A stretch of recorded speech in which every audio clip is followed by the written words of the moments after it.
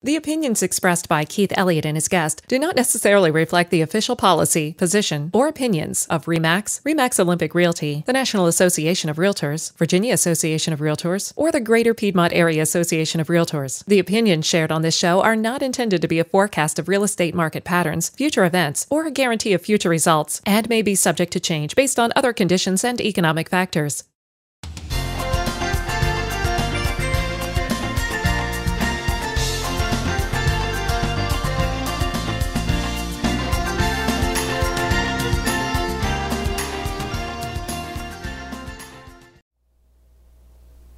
Hi, I'm Keith, and today I'll be talking to you about the importance of understanding cash flow and how it relates to your real estate investments.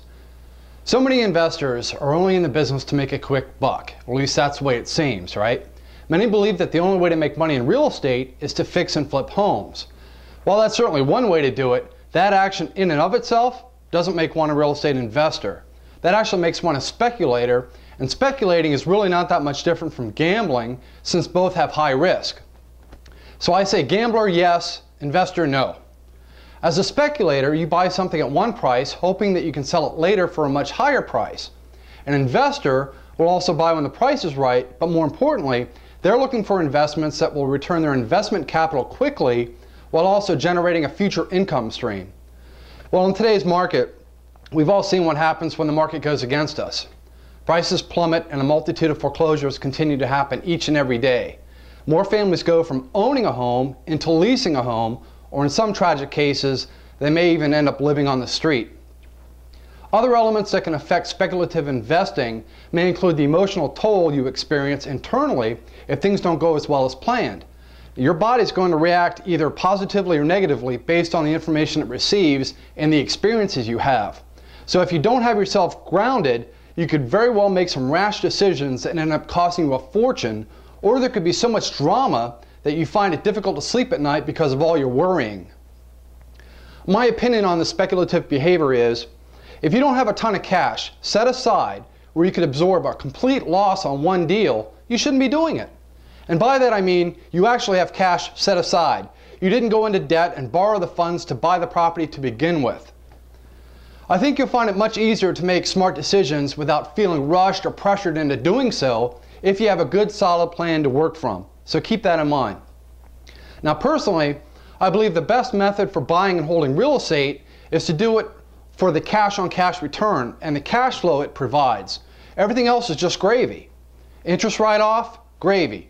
Physical depreciation, gravy. Principal pay down, raising the rent annually, property value appreciation over time, gravy. You get my point? When you focus on cash flow, that means you really have to study the property to see if it makes fiscal sense to buy it. You're not going to rush right in and buy it because everyone else thinks it's good.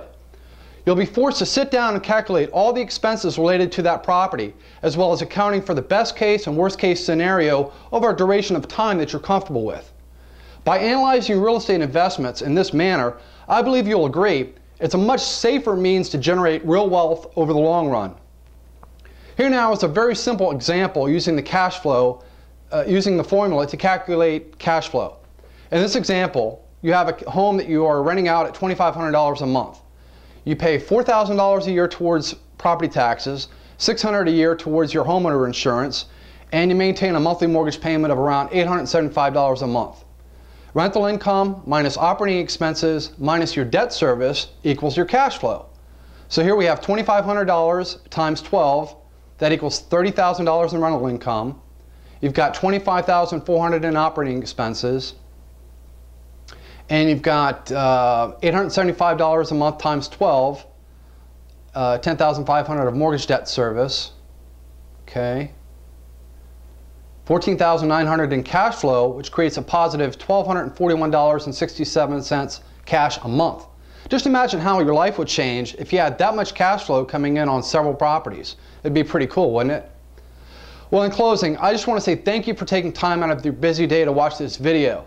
I hope that it helped you understand how important it is that you consider focusing on cash flow instead of your immediate desire to fix and flip a property for quick cash. Look for my upcoming videos where I'll be talking to you about how to calculate net operating income, the capitalization rate, and how to apply these formulas in your real estate investing. Have a great day, and thanks for watching.